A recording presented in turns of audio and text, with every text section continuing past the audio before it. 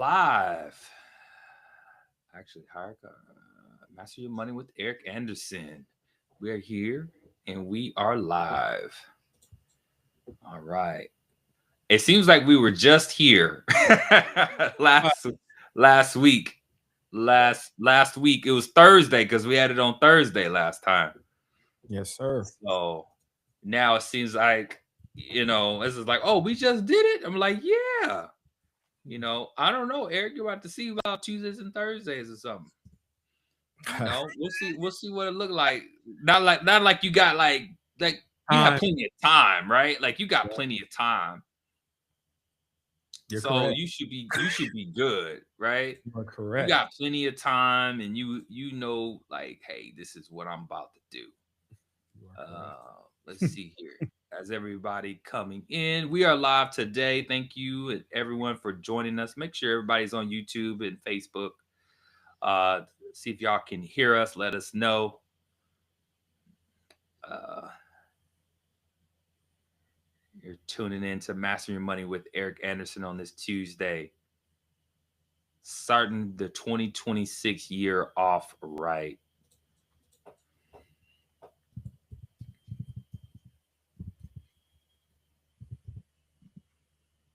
Let's see if we have some folks tuning in. Let's see where we're at. Everybody sleep today. You know what? Everybody's sleeping in the ice and they're cozy up right now. Let's see. Let's see. Shoot, everybody alive right now.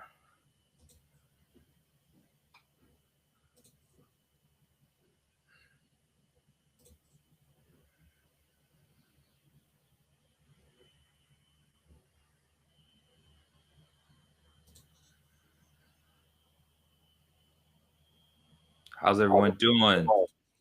Please let us know you can hear us.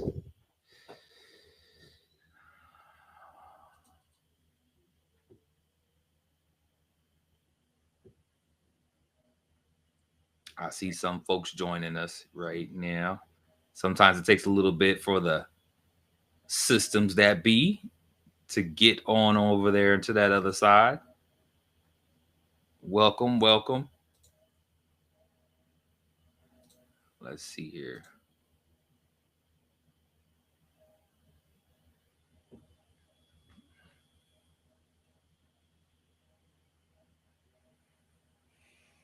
Hmm. Well, anyway, Eric, let's go ahead and get this thing kicked off today. How's your week been, sir? Before we jump into today's topic, today, how's your week been so far? I know we've been trying to stay warm. We've been trying to bunker down and eating all these snacks we shouldn't be eating and stuff like that. How's your week been going, sir? So, like I was saying when we first before we came on, it has been absolutely hectic. I know a lot of people were thinking that the IRS just opened yesterday, but think like I said on another podcast we were doing, I've been able to actually file returns for a little while now. And some of them were like showing accepted like the very next day. Some of them were still being held, but yesterday, pretty much everything that wasn't accepted yet got accepted yesterday, and all the returns I did today, they pretty much got accepted like within 2 minutes of me filing them. So it's been pretty hectic. There's already been some interesting clients. I think we talked about that a little bit on Thursday. There's already been some interesting calls. Um, People having questions about the new things, the things with the overtime, with the tips. People have called and asked about their vehicles. Business owners have called about different types of write offs and all types of things like that. So it's been a very, again, I cannot complain. Every year, it just gets bigger and bigger, better and better. We were talking about the amount of returns I've already done so far this year. Um, I cannot complain, not at all. It's And then been you start. It just opened. Like it it just opened, just and like I said, opened. people are making appointments, and I'm like, I can't even see you till like the middle of February. It's Wow. already packed the Wow. rest of this So I weekend. should book mine already right now. I should book That's what I mine was right telling now. people because That's people what I was will, thinking. and I already have a lot of clients who are like, "Hey, I want to get on the schedule." So I already have like a bunch of people like the first week of March, the business owners who need to do their 1065s and 1120s. They all get on the calendar because they're like, "Hey, I don't want to wait till the last minute because I know it's going to be packed." Because then around that time, you're doing both. You're doing business and you're doing people who are, just regular 1040s. And so a lot of people, it's funny because a lot of people will email me, like a lot of people email me today, and they're like, "Are you free on this day?" They'll be like, "Are you free like on the 12th? Do you have a slot open on the 18th?" And I'm like, "Yeah." It's usually mostly busy. Like I'm absolutely swamped tomorrow. I'm absolutely swamped Thursday. I'm absolutely swamped Friday. And then Monday starting to become swamped because when people are asking for appointments, I'm like, "Hey, I can meet with you on Monday." And again, I've made it a goal, a goal to not do appointments on Sundays this year. It's just a goal to not do appointments on Sundays. Why you feel like that? You make it sound like I don't know if that's confidence right there coming through right there. I'm It's a like, goal. It's a goal. But again, like I said, most people can only meet on the weekends. A lot of people can only meet on Sunday and stuff like that. So I do make, what do you mean they can't meet on Sunday? Why can't other people, like everybody has to make an appointment? There's no doctor's appointments on Sunday. You no, have to make no, when I'm saying that they can only meet on Sunday. That's what I'm They saying. can Like, if they can only only, meet on Sunday, yeah. like Well, no, no, you no, no. have the whole week. If you got to go to the doctor, you got to go to the doctor in the Hold on. middle of the week. Let me clarify it. A lot of times they'll say, "That's me." A lot of people will say, "Can I do on Sunday?" Because that might be easier for them. And sometimes I'll sit back and say, "No, I'm not doing appointments on Sunday." But especially as we start getting closer to, the deadlines and stuff like that, I'll meet people around 1, 2, 3 o'clock, after I get out of church and stuff like that. But I really try to relax on Sundays. Like it's been a very hectic week already. So I'm gonna try to relax this Sunday. So we'll see That's good. That's we'll see good. how that goes. We'll see how that That's goes. that's really good. That's really good. Well, let's go ahead and dive off up into this topic today. Today's topic is financial stress versus financial stability, and what most people really miss when it comes to this. I know we kind of tapped into it last week, because if you didn't get the chance to check out last week's episode, please do so because yeah, that was really rich. There was a lot of questions, a lot of good content that a lot of folks really had some questions and they got some answers and got some clarity.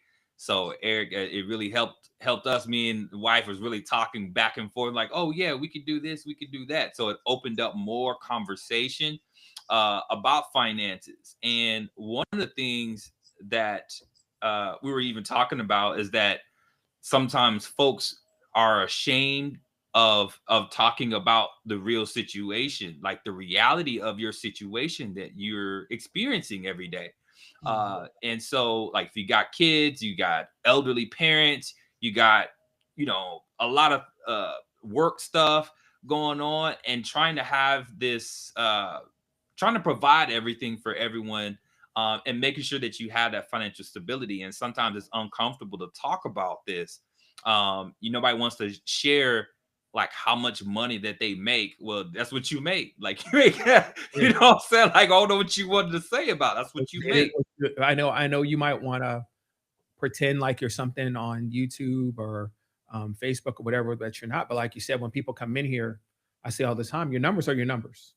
Right. That's all it is to it. So, you can flex or pretend to be something that you're not. But when, again, it's not even sitting with me, like you said, when you sit down in your own household and look at your budget and look at what's in your retirement plan, what do you have saved in emergency fund and stuff like that, that's when you really and truly have a complete understanding of what's going on. And when we're talking about stress and stability, that's one of the most stressful things, especially when you're watching all these videos and all these people saying, "I'm such and such age and I already have this much money in retirement.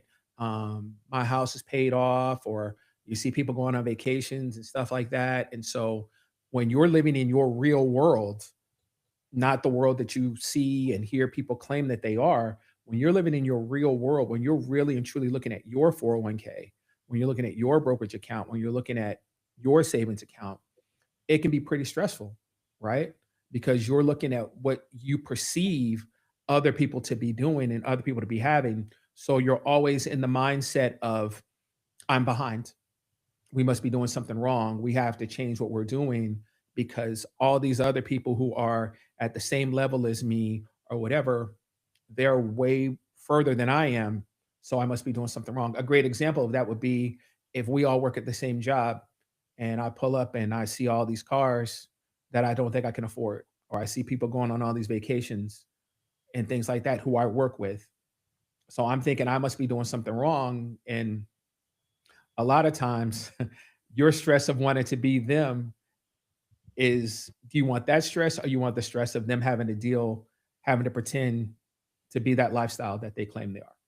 So the stress of them having to keep up that type of lifestyle that they claim they're living. So there's basically two ways of stress, correct? Yeah. And so that's something to think about. Like a lot of times when I come in here with consulting clients, that's one of the biggest things is when we sit down and we look at their budgets. It's it's kind of, how do I put this? When someone tells me how much they make and then they say that they're still stressing to pay their bills and stuff like that, it's very, very interesting because it's like there are people who make way less money than you who are not stressing to pay their bills or stressing to do like that. And again, it's because of your lifestyle. It's because of the things that you're doing. And so again, stress and stability. The person who might be making way less money than you, they're living a more stable life. They're living a less stressful life because they're not trying to upkeep that lifestyle, right? You're We talked last time about retirement. Again, that's one of the big things. Everybody should be thinking about retirement. How do I plan on retiring? What is retirement going to look like for me? And again, that can be very stressful if you don't think that you are saving the type of money that you need to be saving in order to get to your quote unquote goal or magic number, like people like to say. I say all the time that number depends on so many different factors. That's why, I would never sit here and tell somebody cookie cutter or whatever on this is what your number should be. There's so many factors in what makes up your number and how you're going to spend that money in retirement, how you're going to live retirement to just throw out a number.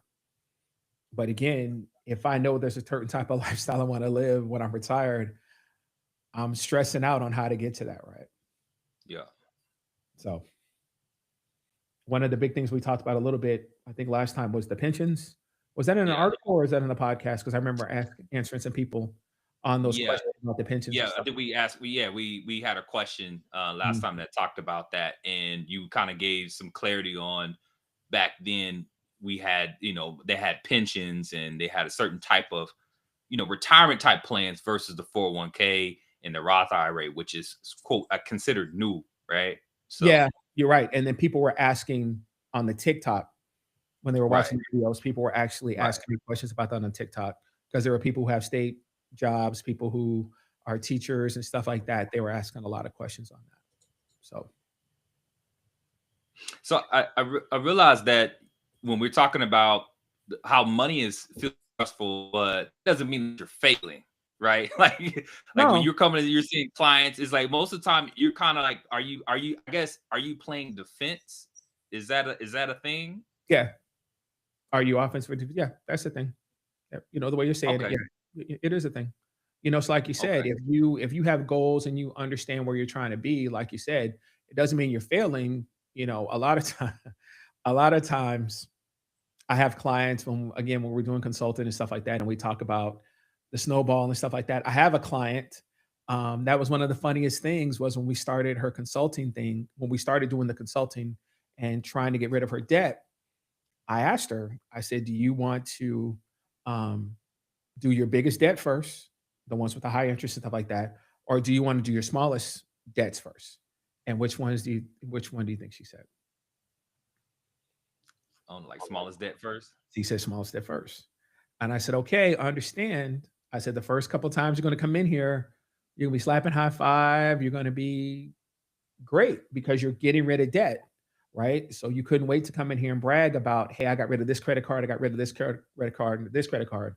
But obviously, as you get to the higher debt, it's harder to get rid of that debt, right? Yeah. So then you were coming in here not as happy because you couldn't brag about I got rid of this debt. But I'm pointing out to you, but the debt is going down, but it still doesn't feel as good, right? Because it's still Yeah. a debt. So you're still stressed out about it. You're still kind of thinking about it because that debt is not gone away, even though the amount is going down and it's not the same feeling as it was when you were knocking out all the little debt. So that's why I always say to people, which one would you rather do? Would you rather do the smaller ones? And again, that does make sense because if you do the smaller ones first, then you can move what you've been paying on that to the next debt. You can keep moving it and moving it till you get to the bigger debts. So you put more money into that every month because now you aren't paying the lower debts. But again, it's the mindset of being excited of watching these things be removed from your debt, as opposed to writing letters and all that nonsense, actually paying your debt and actually moving that stuff off of your credit report and things like that. So that can be kind of stressful the way that you think about it. Yeah, because I think about it as when we think about the stress that I don't know if everybody has this type of stress, but as far as stress comes when I'm not prepared for it, right? Like Right. I guess I'm preparing for it, but then it's kind of like stress comes from like not knowing what's coming, right? Correct. Or not being prepared. Not being prepared. Not being And prepared. I think of stability as stability comes from already preparing for it or expecting it, Expected. right? So I'm expecting there's going to be some things that happen. I want to make sure I'm stable and grounded in such a way. Like I know you talked about in one of the videos, you said a $400 emergency was going to take you down. Like if a $400 emergency, getting new tires on, I had to get some new tires on my car, and it was like it was about $300 or so, right? And Mhm. so and I'm just sitting here like, would that hurt you? I was like, I didn't pay attention to it because I didn't feel.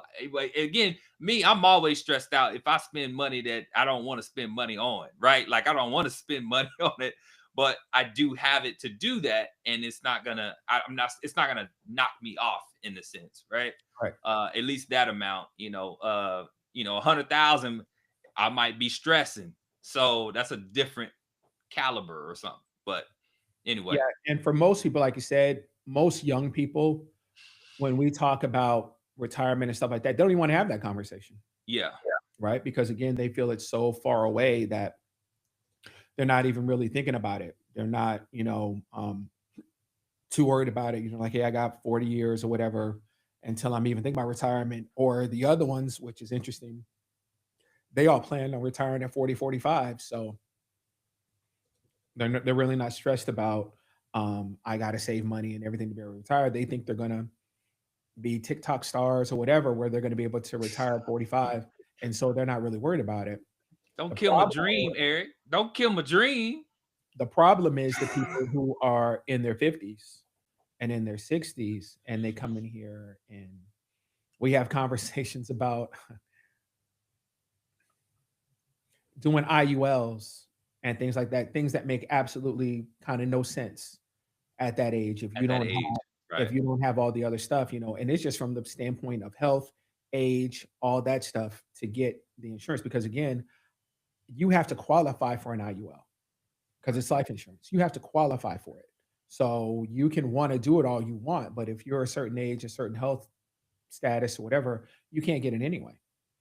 But people think that's some type of retirement plan at that age with the high amount in premiums you're going to pay and stuff like that, as opposed to if you're doing, the Roth, the bridge, I'm sorry, the brokerage accounts and things like that. But again, you don't really have those conversations until now you're thinking about, I'm going to be retiring in the next 10 to 15 years, hopefully. I'm hoping I'm going to be able to retire in the next 10 to 15 years, but I have been doing what I needed to do to be able to retire in the next 10 to 15 years. So how do I now start doing what's necessary in order for me to be able to retire? And again, we're talking about stress. These are the things that become very stressful for you when as you get to those ages and you get to that thought process. Yeah. You know what I'm saying? So That's good. That's good. Definitely preparing for those emergencies. What do you recommend? I know we've talked about it. Emergency could depend on whatever it is, car repairs, medical bills, something that comes up, travel, if you got to travel real fast. And you would recommend just if you had to be stability, you would say that you would pay for it outright and not use a credit card that's gonna actually put where you got to have interest on it, where it will create more stress, right? correct. So the goal should be to, and again, we were talking about some stuff You today. can't pay it off. It's definitely Yeah, if you can't but pay it off. again, Right? we were talking about some stuff today. Life happens. You have an emergency, things happen where, it's more than what you have in your emergency fund. It's more than what you have in your high yield savings account. This emergency has happened. I got to take care of it. I got to put it on a credit card. And, it happens. Life happens. You hope it doesn't happen like that where you have to now, like you said, now I'm having to pay all these interests and things like that. So, you want to have the good credit to be able to go get a loan or to have a credit card that you're only using for emergencies. I know that sounds crazy because most people don't just use their credit card just for emergencies.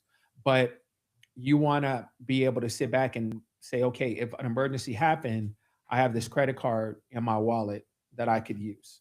So again, we're talking about stress. So I'm a little less stressful, right? If I'm driving down the road and the check engine light comes on and I don't got no money and I don't got a credit card, I don't got nothing, right? I'm a little stressed out. Yeah. Matter of fact, I'm afraid to go take the car in, right? Because I know I can't pay to fix it. So now I'm driving around all stressed out. And again, I know we're trying to be funny right now, right? It's the absolute truth. I It is said, the absolute I gotta truth. I gotta duct tape that bumper and then put that thing together. I can't afford the windshield. Let me put that plastic on. That's real though. That's what I'm saying. It's real. I can't afford to do that. I gotta make whatever make it work. So Example of that is I went and took same day you got remember we was talking, the yeah, same day you got your tires. I didn't tell you that. Remember I said I was yeah, gonna get the car inspected. yeah, I got the car inspected and he was walking around the car. I'm like, what's the problem? And he was like touching the tires. I was like, no, I just got the tires replaced. He goes, what about your brakes? And I started laughing. Remember, I told you about that. I yeah. was like, yeah, when I went in, they said I didn't need to get the brakes immediately. And again, I go talk about what kind of car I got, but they want 5-6 grand to change my brakes. And he was like, man, you need to get your brakes changed. And so I got to pay for that. I'm not paying him 5-6 grand because that's was that the that's my upcharge? certified Mercedes dealer. It's like, how people say they have a certified Mercedes person who works on cars outside the dealership. Yeah. We're getting the brakes done by him. I'll go get the oil change and stuff at the Mercedes dealership, but he's changing the brakes. So it's far less. But again, what if I didn't have the money to get it fixed? So now I'm walking around with my car and my brakes are acting all crazy and stuff like that because I can't afford to get it fixed. And again, we're not making light of it. We're not joking around. But again, a lot of people, like you said, are living that life. Mm-hmm. They're really and truly stressed out because if something happens to their car, the thing I talked about earlier, now that's a huge thing. But what if your regular refrigerator went out? Yeah. What if your AC went out? What if your heater went out? That's a big one. These are big things, especially as cold as it is outside and everything like that. Yeah. What if these things went out and you didn't have the money to get it fixed? Those are the type of financial stress things that happen. It really does happen. And then it really does happen. What we don't want is like plumbing burst, like the pipe bursts underneath and nothing covers it. So you got to go out and spend all that type of money. If you don't stop telling my business. No, I was just saying. No, it really does happen, though. It really does happen. Yeah, it really does happen. That happens. I'm just trying to say. Really it's like, and you're absolutely you got to spend money for that type of stuff, right? There's a pipe burst in our city just recently, right? Yeah. So It really does Well, happen. You're correct. it's really doesn't happen, man. I'm just saying that because it's just interesting, man. The small things that we know every day, and then something happens, water heater or something like that. That's why we had that conversation as far as like if you can't be able to afford your home, it's better to rent than to buy because you're responsible for that. So if you're the renter, then you can be like, hey, the AC don't work. They're gonna have to come out here and fix it and pay the fees or whatever the case may be. But if you're in your house, you're gonna have to just And as bundle the up renter, or yep, and as whatever you the gotta renter, do. you hope that the landlord actually has the money. Just because they're responsible to do it doesn't mean the landlord is going to break their neck to hurry up and go over there and do it. Because more than likely, in many cases, especially with most people, I won't say most people, but a lot of people who own rental property, again, they really don't have the money to, to fix something if something happened at that rental property or something like that. They're hoping and praying that nothing happens. They're just hoping that they're getting this mortgage. I mean, they're getting this rent from you to pay the mortgage and having a little bit of passive income and building equity in it. But if something was to happen, again, life, I just talked to somebody that that's happening. They're calling the landlord to try to fix something, and the landlord is acting like they don't want to fix it. Right. Right. And like I told the person, it's probably because the landlord can't afford to fix it. Yeah. As sad as it sounds, you would think, oh yeah, they're the landlord, they should have all this money. Nope. They might just own a property, but they don't have reserves and things like that to fix the house if something was to happen. So now you're sitting in this house thinking, I'm the renter, I don't gotta pay to get something fixed. But so now you're waiting on the landlord to fix it. And it doesn't mean they're gonna come running out that very day and fix it just because you call them. So That's it. So when you think about like as far as I think some people really like panic when we think about certain things like that where it's I guess how I say it mm, reactive versus stability, right? In that sense, like just reacting to certain things and panicking versus having something that's stable. I know that you were talking about that. Um, so I guess what would be something or some tools to be able to ensure or put or mindset to have to be able to have that level of stability because sometimes you could just your behavior is your thought process like there's nothing I can do is it the serenity prayer like what what are some things that you're used to or some of the clients that you have that come in experiencing some of these things. So I'll do it from the mindset of a lot of business owners when they first start a business, whatever. Usually, especially if you're just a LLC, you're not an S corp or anything like that. See, that's one of my special clients right there. Um, they always say they're always worried about taxes, right? Mhm. At yes, yep, exactly. They're always worried about taxes because again, if I'm an LLC, right, I'm not W-2'd somewhere, so where they're taking taxes out, right? So one of the things we talk about all the time is they always say, how much money should I be putting away? Mhm. So when it comes time to pay taxes, if I'm not doing estimated payments, we're trying to get everybody to do estimated payments. But if I'm not doing estimated payments, I'm not shocked or, blindsided when we come and do your taxes and you're profitable and you have to end up paying taxes at the end of the year. You've been putting money away. You've had an account, kind of like the profit first accounting. You have a tax account that you're putting all your taxes away. So when it comes time to pay your taxes, and a lot of times right now when I'm doing appointments with my business owners, those are the conversations we're having. They're like, Eric, it's been a great year. I'm pretty sure I'm going to owe money, but you told me I need to be putting 20 to 25% away. So I've been putting that away in an account. So if I end up owing, I believe I've saved enough money to be able to take care of the taxes.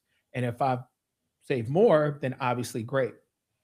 But they have the stability and they have the mindset of already knowing that I'm going to probably end up owing taxes because I haven't been paying taxes throughout the year like somebody who's W-2'd and has the federal self-employment, all that stuff being taken out. Yeah. So being able to do that. So in the same manner, if you're somebody who's not a business owner, same mindset.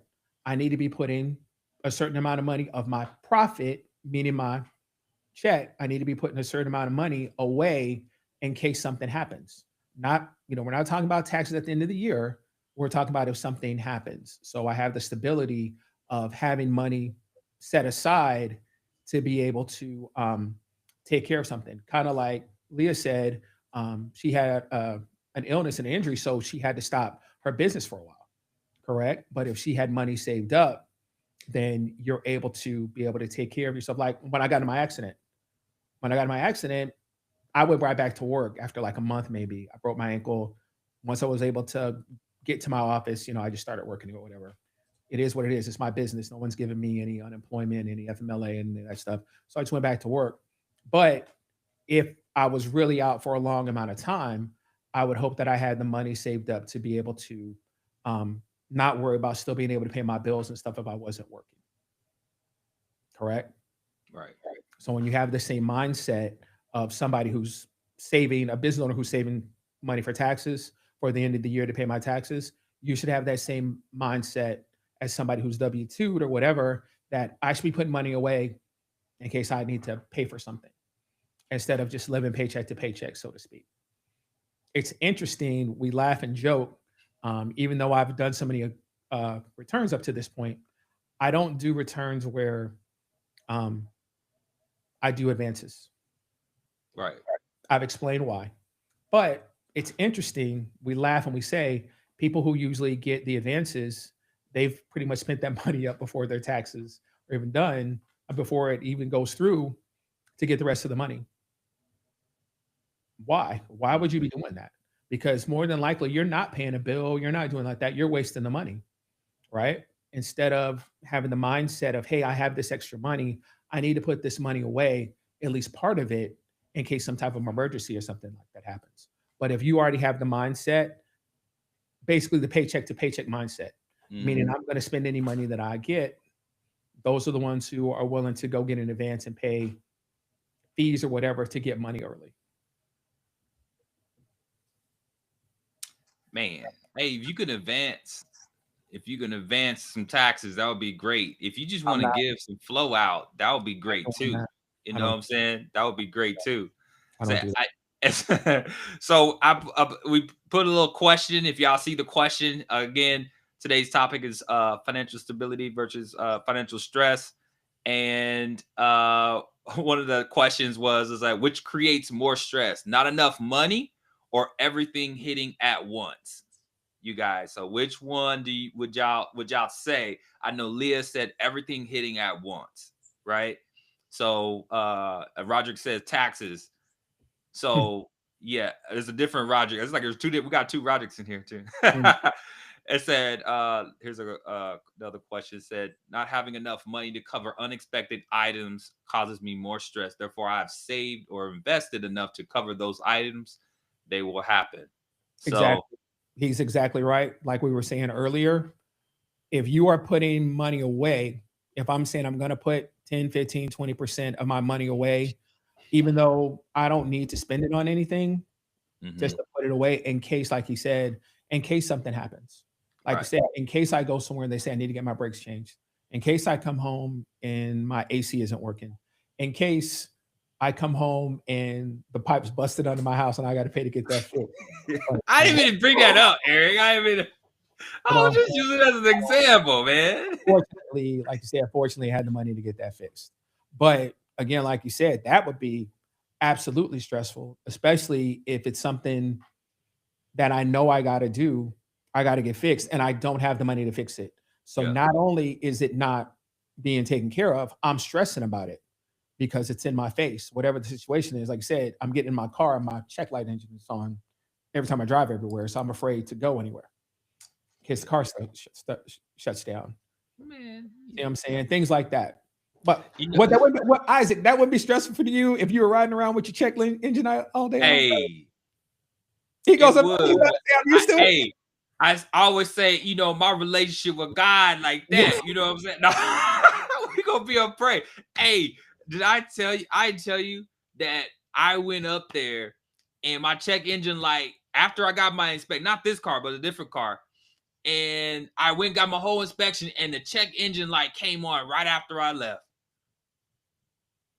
It wasn't on the whole entire time. And as soon It's as I God was left, the good check because engine light it took a came while to get on. it fixed. Is the point you're making? Is that the point? What? That it took a while for you to get it fixed. So God was good that day. He let you get It it was fixed. good that day. That's all I'm saying. You know what I'm saying? It was good that day because, especially when you're already 2 months behind on getting the inspection so you can get all your tags and stuff. And then you go in and you're like, man, let me go ahead. And you go in there and the light, and then they go, I said, I'll be doggone. That light sure did come on. And you trying to figure out, like, man, God's looking out for you. You know what I'm saying? Because So, totally, yeah. Totally, I just yeah. needed to now I look at it as a wake-up call and saying, hey, you need to check yourself. A check engine light needs to be check yourself and see how you moving and grooving in today. All right, let me go ahead and see. Right now, we're So gonna have you're to right. wait on this check engine because I got at least 10 months until I have to get this fixed. Correct. So you're right. Life is a lot less stressful if you have 3 to 6 months sitting in an account, sitting in a money market, sitting in a high yield savings account. Life is a lot less stressful if you have money every month, after you pay all your bills and stuff like that, that you're moving over to the next month, stuff like that, instead of worrying about um, stressing if something's going to happen that I don't have the money to fix it, either unexpected or like they're all saying, a lot of stuff just happening all at one Right. time and the money's already gone because again, going back to what we talked about your budget and all that stuff, where your money's pretty much gone as soon as you get paid Yeah. because of the way that you got your money moving, the way that your money is allocated and stuff like that. When something bad happens, you don't even have the money to be able to take care of it because all your money's already gone. Be it bills, be it again, I love talking about social media, be it the little joke about everybody's having to pay all their Affirm and Klarna and all their bills. So again, all your money's already gone because you created these bills buying nonsense, so to speak. So your money's already gone, right? So as soon as you get paid, you're already having to pay all these bills. So you can't have the ability to save and live with less stress because I have all this money saved and things like that in case something was to happen. So Man, man. I know that you said earlier about having. Well, guess what I was thinking about as far as like I guess that number in mind that would put yourself at peace. mhm. And I think that sometimes when you think that if you especially when you're growing up like in college, you like, man, $5,000 in college was a lot of money just sitting in the account, right? Like especially when you didn't have any money. But as you get older, shoot, that's a lot of money now for some folks, right? Some families. So to be realistic with that. But when you get older, like what is that number? Is it 500,000, right? To have sitting in a high yield savings account or something like that to be where you're at peace, where you can still have access to it. And some people are like, oh, that's not enough. But like, I guess that would be a number that would be comfortable for that Depending on your person. lifestyle and your mindset. Right. For me, I would be very comfortable personally if I had that type of money sitting in something like that because I'm thinking about the interest and dividends that is drawn. Right. I say all the time when people say I have two, three, four different streams of income, I think of things like that as streams of income. Because again, this is passive income I'm getting with the money just sitting in the account. I'm not having to do anything. If I have the money sitting in an account and it's giving me 3.5 to 4%, that might not seem like a high rate. Everybody's going to say, "Oh, I could do something else that's going to give me way more money than that." Okay, Mhm. but I'm not having to do anything. It's just sitting there, and it's guaranteed to make me that money. So when I think of things like that, that's what I say. Well, once I have this amount of money in this account or this amount of money in this account, and it's drawing that type of interest and dividends in it, then I'm not really stressed out because it's making me money, so to speak. Mhm. Especially if it's a certain amount in there. So This is really good because I always think about like what stability actually costs you. Like, what And is that? again, stability is an Like the cost interesting. of everything. Like, what is that financial stability? If you had to have this comfortably and confidently say that, what does that actually cost? What does that look like? So interestingly enough, when people say financial stability, the thing I think you need to understand, it's not your paycheck. You understand that, right?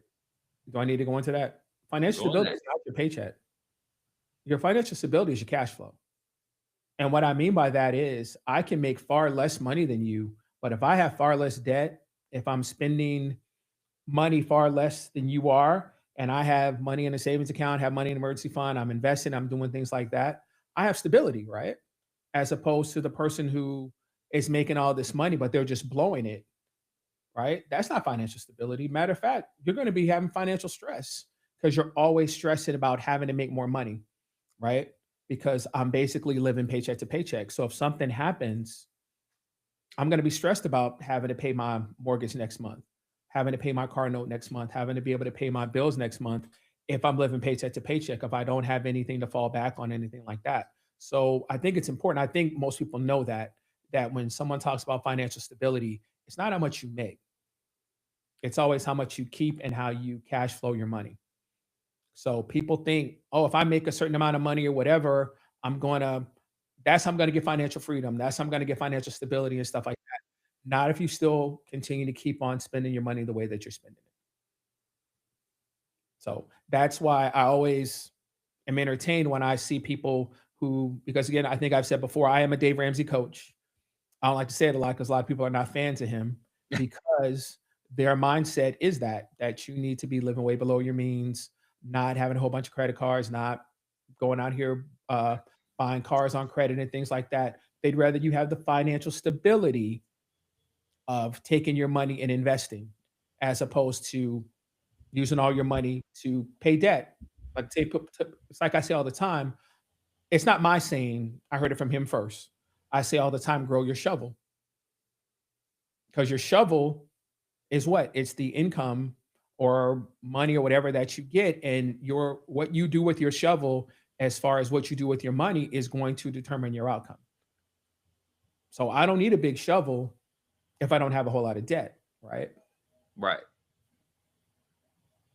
But most people believe that they got to make more and more money in order to reach financial stability or generational wealth or whatever. That's why you see all these people counting out all this money and all this that like they want to make you believe, or showing all these credit cards and everything like that, showing how they can get platinum and black cards and all of that. And people think that that's wealth. People think that's stability. It's not if I'm having to pay on those cards. And even if somebody said to me, Isaac, I'll ask you, would you rather have $1 million worth of credit cards to be able to use credit cards, or would you rather have $500,000 in cash? I'd rather have $500,000 in cash. I guarantee you, if you walked around and asked these young people, you would be surprised at their answers. It's kind of like, would you rather have $10 million or an 800 credit score? What were we watching people say? Yeah, 800 credit score. I'm like, to do what? To do what? To do what? The person with the $10 million don't need a credit. Doesn't need credit. Exactly. Don't need the credit. Doesn't need So credit. But again, that's the mindset when you're watching social media and watching these things. You think that having a whole bunch of credit cards and stuff is financial stability because I have the ability to go use these credit cards, but don't have a clue on how to pay them back. mhm. It's the same thing when people brag about being able to go get all these business loans and stuff like that. You're robbing these people who don't have businesses or have businesses don't make any money or can't go get a loan on their own because their business does not show the cash flow to be able to prove they can pay it back. But you think you're helping them Yeah. by helping them fill out fraud applications and stuff like that to be able to go get this money, but you don't have cash flow. Right. But you think that's stability because I have all these loans and credit cards and lines of credit and things like that, but I don't have the ability to pay them back. How someone thinks that's financial stability is amazing to me, but I watch the videos all day long of seeing people say that and thinking that makes sense to them. So it's wild out here. It's wild. It's definitely wild out Very here, wild out man. here. Very wild out here. Oh man, I definitely think about um being stable to a certain degree, right? And I don't know if anybody in the chat, if you're listening and you're watching right now, if you're watching on the replay, that the fact is if you do have any questions and anything regarding financial stress or financial stability, please drop that in the chat. If you have anything at all, any thoughts, anything that's out there in your mind that you're thinking about, you're like, hey, I'm really stressed about that. I think we been able to provide a safe space to really talk about something if it's hypothetical or whatever the case may be. You don't have to like put your business out there, any real numbers. But at the end of the day, I think it's important when I see how Eric's heart and realize is like there's folks that are really struggling and really don't have a budget and really are really struggling to make sure that their families are taken care of. But most of the time, what I'm hearing, it's more about speaking up, asking for advice, and like not caring about whether or not whatever my situation is, I need the help. I need some help and some guidance in this area. So It's interesting that you're saying that because I mean, it's kind of making me think about what's been going on the last couple of weeks, as far as being in tax season and seeing some of the videos and stuff that we see. I think we talked about this a little bit last time as well, but you did hit on something when you're like people are at a position where they're struggling, they're hurting and stuff like that, and we're letting people take advantage of us. And when I say that, you're letting people tell you they can get you all this money in tax returns. Again, like I said, I'm getting calls all day long of people saying, they're saying to me, I have 2 kids, how much money can I get back? What kind of question is that? I don't know your AGI, I don't know how much money you've paid in federal, I don't know your situation at all, but because you're seeing these type of videos of people saying that if you got 2 kids, I can get you such and such amount of money. You see these videos all day and people fall for it.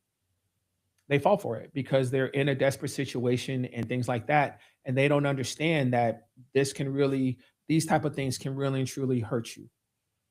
The same with letting somebody talk you into getting a business loan and your business isn't successful. I know, again, like you said, we're killing dreams or whatever, but it can end up being worse for you if you go out here and do these type of things. I was just watching the thing with the Bloom. How is that possible, Isaac? That somebody can get $25 million off of that, off of that Ponzi scheme, off of that scam. yeah, It has to be desperation and greed. So again, I know what I'm talking about. It has to be desperation and greed for someone to be able to get $25 million out of people on something that if you really and truly step back and thought about it, and that's what everybody's saying now. How could you all be so stupid to fall for that? Why would you all think that that would work? So like you said, now I'm feeling a certain type of way because now I feel stupid. So how do I go and tell somebody that I'm doing these type of things, excuse me, or if I'm in these type of situations and whatnot, and I feel you're going to judge me now? Yeah. So like you said, you just keep quiet. You just keep on moving to the next thing. You don't try to fix your situation because you're afraid to talk to somebody. You're afraid to talk to somebody who can really and truly help you, but you don't want that person in your business and you don't want that person to judge you. Yeah. It has been very interesting. We will talk. Like I said, I'm really and truly getting calls from people, calls and emails. That is their question. I have such and such amount of kids. How much money can you get me back? That doesn't sound like fraud to you? Mm-hmm. That doesn't sound like fraud to you? And I always say to them, I cannot answer that question. I need to see what you got. I need to see your AGI. I need to see how much money you've paid. I need to see your situation. Right. I'm not going to say, I can guarantee you I'm going to get you down to this number in order to get you the earned income credit and all that, and then you'll be able to get this amount of money. If somebody says that to you, if they're doing videos like that, and if you don't believe that that's fraud, I don't know what to tell you. If you don't, they can't just be helping, Eric. They can't just be helping. They just want to help a friend. Just help guess out what? to get the best possible. At the IRS office. Didn't we say that the last video? I get help at the IRS office when they get audited. correct? Yeah. I get them at the IRS office when they get audited, or when they come in here and they say, I have no idea how I got all this money last year. And I say, go to, I think it's line, I want to say it's line 9. It's whatever the line is that says other income. When you see that huge negative number on other income, you know that they have said that you have a huge loss on a business. Are you here to cause trouble, Mr. Roderick? What's going on, sir? What's going on, y'all? What's going on? I'm trying to get back 30,000. Eric, how can you help me? It doesn't have kid the first, Isaac. So you didn't have some kids? It's like if you got some kids, right? You get some money back. I think I can go claim maybe 5 or 6 of them, right? He's already been talking to me on the side about scamming and lying for him. Hey, I don't want no problems, Uncle Sam, okay? So no tax evasion and nothing like that, right? No tax evasion, there ain't no claiming, nothing extra. I just pay what I owe. Yeah. You pay what you owe. It's crazy. And again, and like I tell people all the time, they're legitimate people. You know, you make under a certain amount of money, and that's what the earned income credit is. I'm not saying that everybody who gets the earned income credit or whatever is scamming, but if you're doing videos talking about if you're doing hair in your house and, you know, if you just doing little side hustles or whatever, I can make this work for you. So basically saying you've never filed tax returns, but you need to file a tax return this year because I'm going to make it work for you to be able to get all this money. Or the famous, everybody who's a W-2, I can get it down to where you pay 0 taxes. Can Roger get his down so he could? I would say I wouldn't mind that either. Can I get mine down? Exactly. But that's what all this stuff says. That's what all these people who do all these taxes and do all these advances and all that stuff, that's what they do. Yeah. Again, you know, I'm not here to criticize whatever, you know, run your business the way you want to run it. But again, like I said, I've done what, 60, 70 taxes this year already. And ask me what percentage of them are people who are coming in and saying, hey, this is what I got last year. And I'll show them why. I'm like, this person claims you're an event planner. This person claims you were a chef. This person claims you were a consultant. A bookkeeper. Yeah, and they're like, what are you talking about? And then I pull up the return. And I'm like, did you know that this person put all these expenses and losses and everything on your return? I'm like, I have no idea what you're talking about. Okay. But I'm like, I'm showing you this is what they did on your return. Again, I'm not, like, you know, we went more in depth on it on Thursday, but right. You know, you asked me what's going on, you know, she asked me what's going on in tax season already. And those are the type of returns I'm already having to deal with. That's good. That's good. You know, a lot of times when I talk to my clients, we like laugh and joke about it, you know, and they'll say, no, and they'll say, Eric, I don't want to do, everybody says like Roger, Eric, I don't want to do anything illegal. I don't want to do anything illegal. I do not want to deal with the IRS, Eric. I do not want to do anything illegal. And I say that's perfect because we don't do anything illegal here. Yeah, I made a mistake one year. I just forgot something, and I got that nice letter in the mail. Yep. And I just paid them the money, but I don't want to deal with that. It appears you forgot something on your return, and then they'll send you the letter showing you the correction. Sometimes they'll let you do it, but other times they'll show you, right? They'll show you the correction. They'll show you the correction. What you turned in, but we corrected it, and this is what it is. And like Roderick says, then they say you owe this amount. And they say you can appeal it. Appeal what? I forgot that W-2. I forgot that I sold those stocks. I forgot those things. It is what it is. But that's not, obviously those are cut and dry. I'm not going to the IRS for that. Like I said, it's somebody saying, can you give us all the receipts for all these medical expenses? Medical expenses? I didn't put medical expenses on my return. Yeah, you did. Yeah, you did. You might know, you might not. Someone did. And you show us a receipt for all of these meals or for all this travel. What are you talking about? I don't have a business. Yeah, you do. Yeah, you have a business. It doesn't have an EIN number or nothing, but nothing. You know. And again, it's the same things. event planner, consultant, chef, silliness like that. Everybody's a consultant because everybody, yeah, I'm a consultant. That's everybody's business. Everybody claims they're a consultant or an event planner. Eric, did you say you've done 60 taxes or so already? I have. I'm still waiting on paperwork. How people getting their stuff in so fast? Well, a lot of my clients are business owners. And so I help them do their payroll. So I have their W-2s. And a lot of them are LLCs. So they don't pay themselves salaries. So we just take their profit and loss statements and do their Schedule Cs. And then those are their returns. I have got some W-2s and stuff like that. We have somebody had to send me his last pay stub because, the overtime thing going on and stuff like that. But most of my clients are business owners, legitimate business owners. So like I said, that's why we don't have these conversations of creating business and stuff like that. I have legitimate business owners who I help do bookkeeping throughout the year. I meet with them to go over their profit and loss statements on a quarterly basis and stuff like that. I say all the time, I'm not H&R Block. I don't just do taxes. So that's why you don't see me in November, December, jump up and all of a sudden start doing a whole bunch of advertising and dancing and twerking. Everybody didn't like me saying that.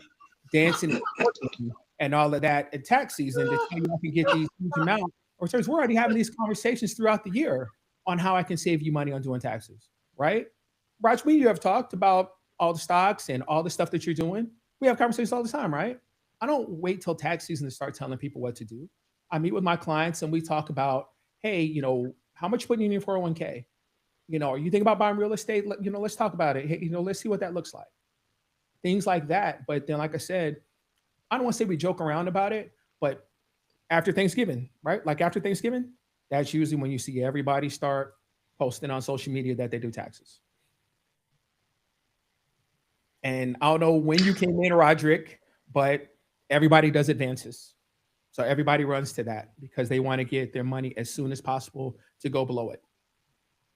And again, those are not part of my 60 clients already because again, I don't do advances. Yeah, I don't get advances. Get advances. Yeah, right? You're paying in. So yeah, we talk about estimated payments and everything throughout the year. Correct. Correct. Got a question here. Says during my time in the military, I realized that I needed to understand the basic principles of investing. I took on some self-study, eventually started an investment club. The financial education I invested in myself has paid off. I've counseled several about investing in the 401k accounts. I realized that some just don't want to educate themselves. They seemingly expect an instant knowledge transfer. My question is, what resources would be recommended to a person new to investing? I know Roderick. So there's another Roderick on there too. So it's interesting, Roderick, that you're saying that. You would not believe how many times I have been asked to meet a group of people who want to start an investment club or just want me to sit down and talk to them, right? Because Isaac, you've actually gone to stuff with me.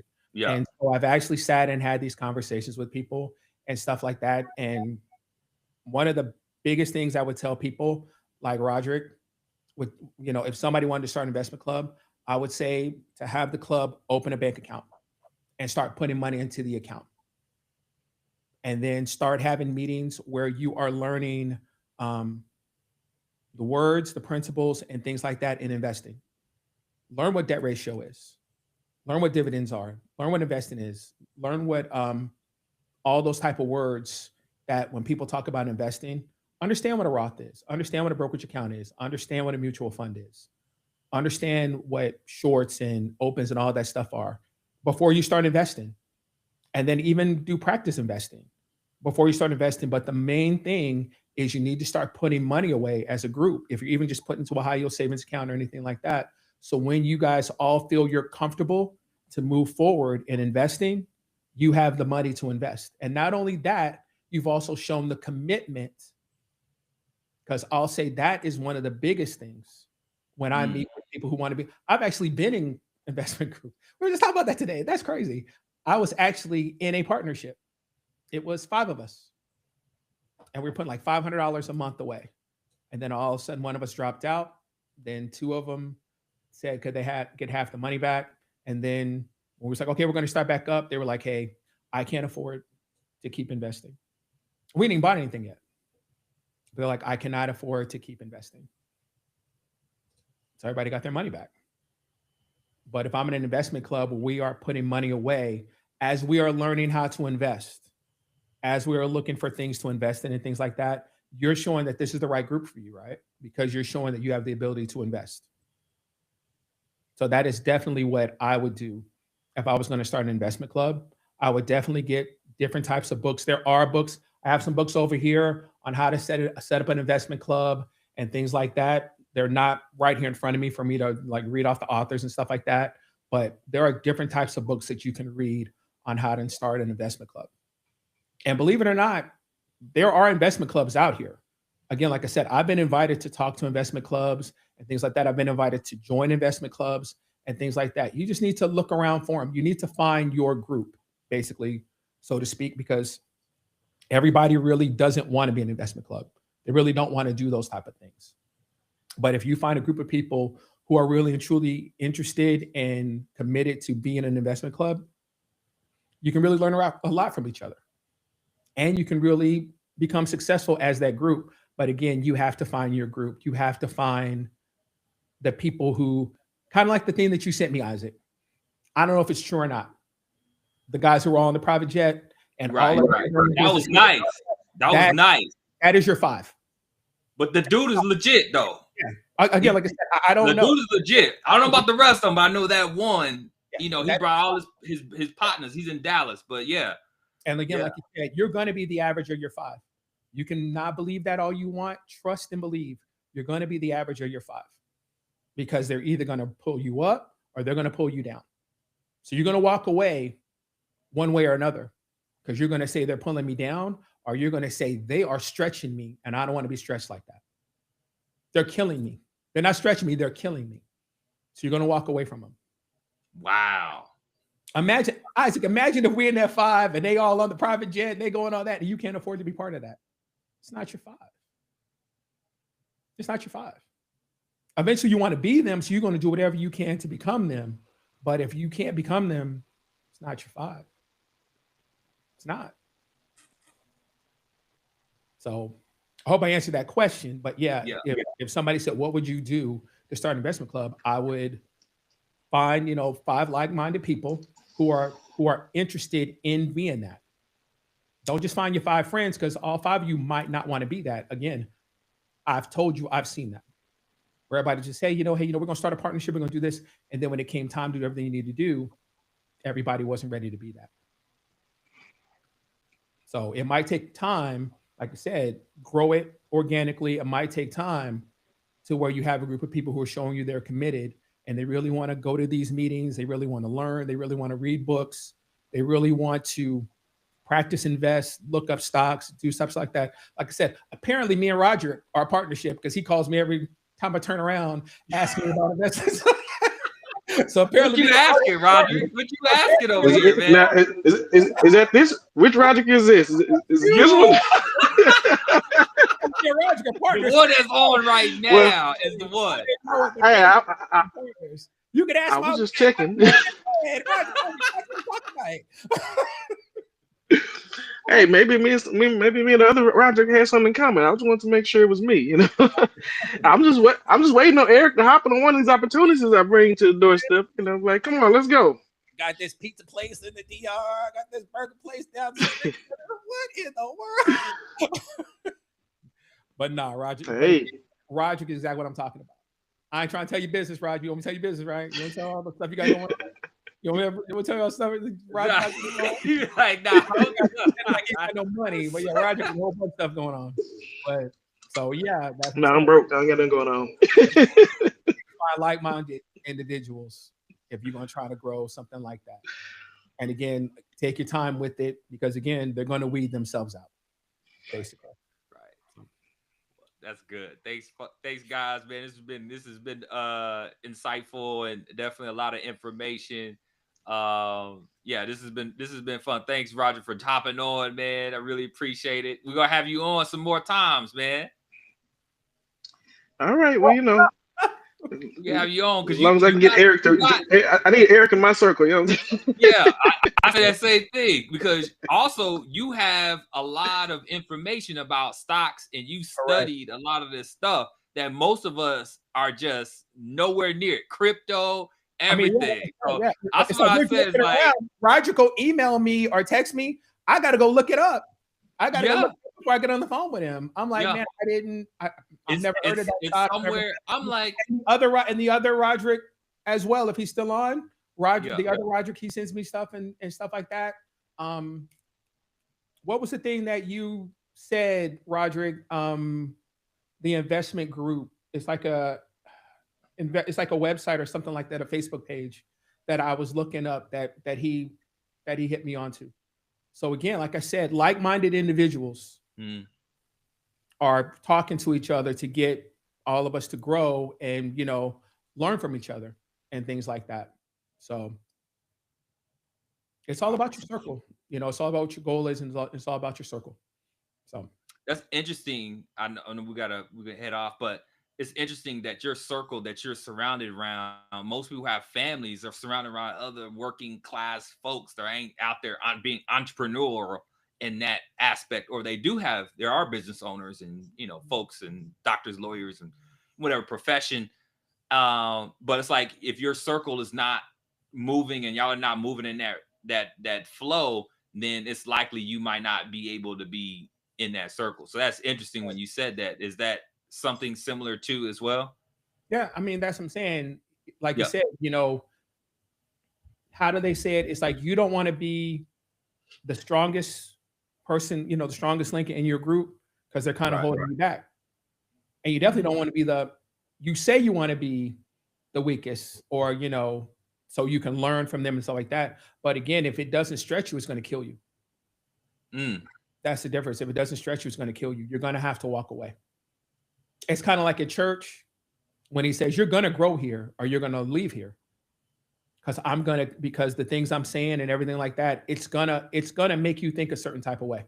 Shout out to my bishop. But yeah, it's gonna make you think a certain type of way. And you're gonna say, am I in the right place right now? Am I trying to grow, or am I just sitting here? Because I'm trying to help you grow. I'm trying to tell you what you need to do to grow and things like that. Are you trying to grow? Awesome. So that's good stuff. All right. Thanks, Roger. Really appreciate it, sir. You coming on? Yeah, have a good night. I hope you join us next week. All right. So we will be on. We're still doing Saturday, right? Isaac? Is that Prophet Sessions? Yeah, the Prophet Session is Saturday. I think we're. I don't know what time or anything. So. Yeah, 7:00 on Saturday. I don't think it is, but yeah, I'll have to check it in. 7 o'clock. Yeah, I think it was 3. No, I think it's 7 because I saw it on my Zoom. It was 7? Yeah, it's 7. All right. It might be 7. It's 7. And so if I'm wrong, we'll see it. But yeah, it's 7:00 on Saturday. And then the regular on Tuesday as usual here. So all right. Sounds I appreciate everybody coming out as usual. And we look forward to seeing everybody on Tuesday. And hopefully we'll see you guys on Saturday as well. You go to www.prophetsessions.com to sign on to the Zoom link for that. I think we might even be doing that live as well. We'll see how many people sign up and stuff like that. I was told by someone that a lot of people didn't come on last time because it was in the middle of the playoffs. We made the choice to try to do it on a Sunday, and it was in the middle of the playoffs. So there are no games this weekend. So hopefully everybody get a chance to come out. Again, this is more, the Prophet Sessions is more of a regimented. Is that the best way to put it? Yeah. We have a PowerPoint, and we actually try to stick on topic instead of, just kind of going off questions and things like that. So hopefully we'll see everybody 7:00 on Saturday. Awesome. That's 7:00 Central. Yep. Yeah. And we'll send it out. If you need more information, please reach out to us. Go to the prophetsessions.com to go in there and register again, or to go to the financialturtle.com as well and get connected. All right. Is it? Is that it? Sir, I appreciate it. All right. Thank you. Thank you, everyone. Thank you, Eric. Appreciate everybody hopping on today. All right. All right.